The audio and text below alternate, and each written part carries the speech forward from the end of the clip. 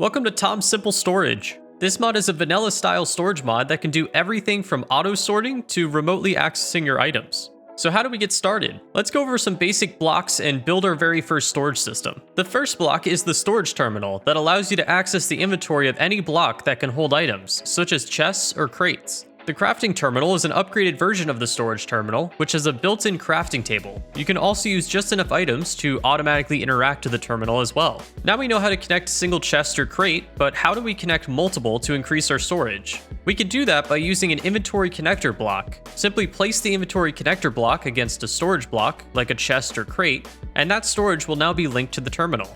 You can then stack blocks on top of one another or side by side to increase the storage. Cool, we now have the ability to store large amounts of items, but what if we have items in two different areas and we want to interact with both inside of one single terminal? This is where the inventory cable and inventory cable connector come into play. All you have to do is place the inventory cable connector on the storage itself and connect it back to the inventory connector block with the inventory cables. With that complete, simply repeat for as many other storages as you want to, and all of the storages will be accessible by the terminal. As a side note, you can also craft inventory trim blocks as an alternative to connect more inventories. Congrats, you've set up your first storage system. Now before you leave, let me show you how you can auto-sort items from, let's say, a mob farm in just a few blocks. Just like the storage system, let's start with a few new blocks. The inventory hopper allows you to pull items out of inventory to be sent somewhere else in the network. Simply place the inventory hopper against the inventory block and connect it with cables. You can also set a filter to these hoppers by right-clicking on the hopper with an item out. Or you can right-click with an item filter to filter out multiple items, or a tag item filter to filter based on a tag. This allows us to sort items coming from a specific chest, but we want to place only certain items into certain chests. We can do this with an inventory cable connector that is filtered, which once again, simply place that against the inventory blocks and connect them with inventory cables. To filter what items are going to be placed inside of the chest, simply right-click and you can place up to 9 different items that will be allowed into this chest.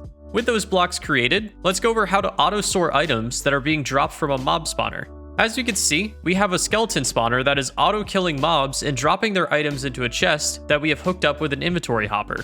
This will allow us to automatically pull any items that go inside of the chest into our network. Then we have a bunch of different chests with various items where each of the inventory cable connectors are filtered so they only allow certain items to be placed inside of that chest. However, we've actually run into one problem. Skeletons can also drop bow and arrows, which we have not filtered and do not want in our system. This is where we can create something called an open crate. The open crate will automatically pull out any items inside of the system and throw them onto the ground if they're unable to be sorted into any chest. We can place down this and then some lava, and our items will just be burned so that they're not put into the system. Congrats, you have just completed an auto sorter for a mob spawner. There are a couple more items that are worth mentioning to help you remotely access your inventory even in other dimensions and hide your inventory cables. The wireless terminal extends your reach to be able to interact with any terminal 16 blocks or less as long as you can see it. The upgraded version of this is the advanced wireless terminal, which allows you to open the inventory of the terminal as long as you are within 64 blocks. Which you can also create a level 1 beacon within range of the regular terminal to allow you to open the inventory of the terminal from anywhere inside of the dimension.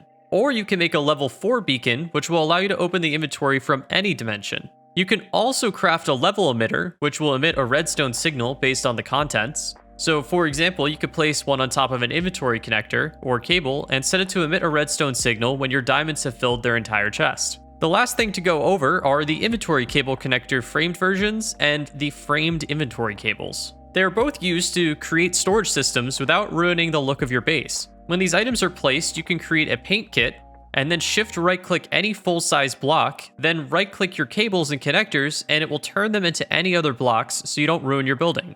Last but not least, you can create an inventory proxy block, which essentially allows you to extend the face of a block. What that means is each block only has 6 sides, so let's say you have a machine that needs power, an input, an output, a fluid input, a fluid output, and a redstone control. You end up running into a problem if you ever need another side. This block will allow you to extend it, allowing you to have 4 additional sides to use for your machine. Thanks so much for watching. Feel free to go check out the video on the screen now where I cover everything about productive bees, including how to automate diamonds.